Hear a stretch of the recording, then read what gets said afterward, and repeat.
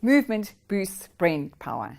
A great deal of our evolutionary history remains shrouded in controversy, but the one fact remains that every paleo-anthropologist on the planet accepts that we can be summarized in two words: we moved. When our biological rainforest began to shrink, we had to move for food and water.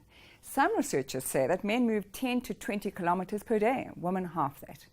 Even though we manage that, we aren't exactly the most sophisticated physiques in the animal kingdom, or the most hair on our bodies to keep us warm at night.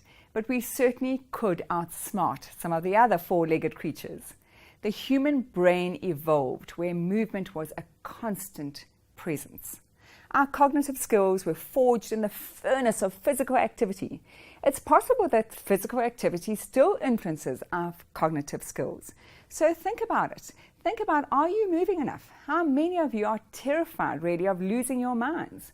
And research is showing that your lifetime risk for dementia is halved if you participate in leisure time activity.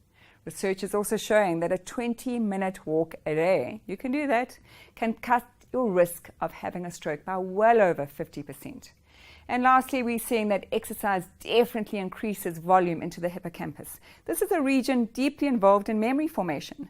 So even if you're not worried about losing your mind, you may be worried about losing your memory.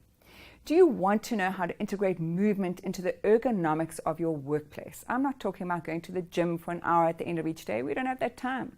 Think about your meeting rooms. Think about your boardrooms. Speak to us at the Resilient Energy Center. We can literally fabify your offices so that employees leave feeling healthier and more energized at the end of the day. That's opposed to the start of the workday after they've fought that traffic to get to work. Make sure that you get a full day of productivity from your employees. Get through your to-do list and get them ahead of the game. So to end on a positive research note, the brain literally produces its own fertilizer for its neurons when you exercise. So move.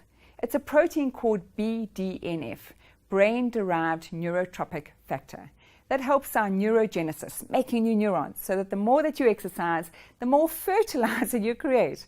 Let the Resilient Energy Center come into your offices and share simple technology to integrate movement into your workplace, because movement boosts brain power.